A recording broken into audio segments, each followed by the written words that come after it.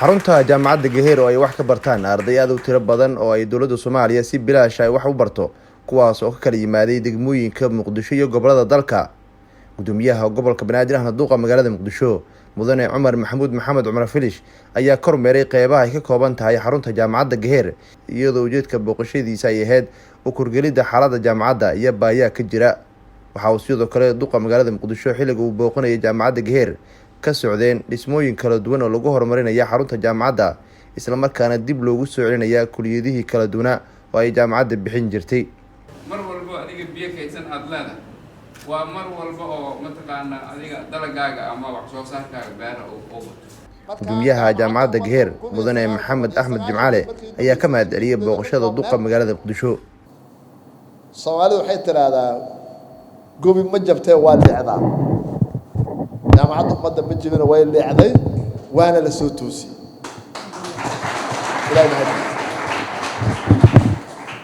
maanta kuliyadihii ay ka duntay waxaa naga dhiman oo aanan weli soo kordhinin kuliyad la yiraahdo kiimikada warshadaha.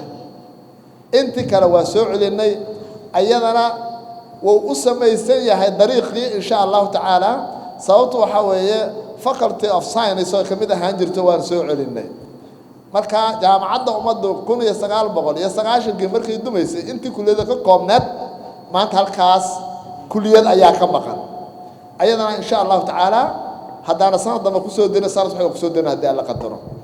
gudoomiyaha gobolka Banaadir ahna duqa magaalada Muqdisho mudane Cumar Maxamuud Maxamed Cumar Filish waxa uu tilmaamay in maamulkiisa uu xoog saari doono horumarinta jaamacadda Gaheer si fursado waxbarasho lacag la'aan ah ay u helaan dhalinyarada Soomaaliyeed. meeshaan hadda dhisan oo aad u jeediin oo la dhisayo ayaan soo joogay macnaha oo dhismaheeda markii la bilaabay aniga yar oo ciyaal dugsigan ahaa meelaana ulaha dugsigan ka guri jiray.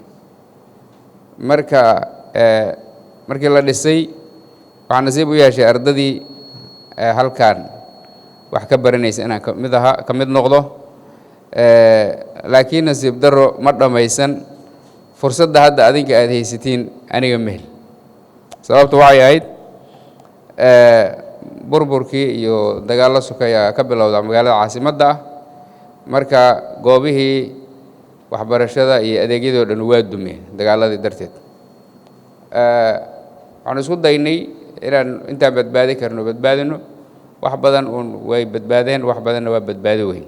laakiin waxaan isku daynay dhib kasta oo soo wajaha bulshada halkan ku nool inaan la qaybsano ilaa haddana saasaan u joogna. maamulka uu madax u yahay gudoomiyaha jaamacadda iyo ardaydaba waxaan idinkaga mahad celinayaa dadaalkiina nafhurta ah oo aad u soo marteen inay jaamacaddaanu noqoto mid shaqaynaysa. Nuur Saciid Taliil warbaahinta qaranka Soomaaliyeed magaalada Muqdisho.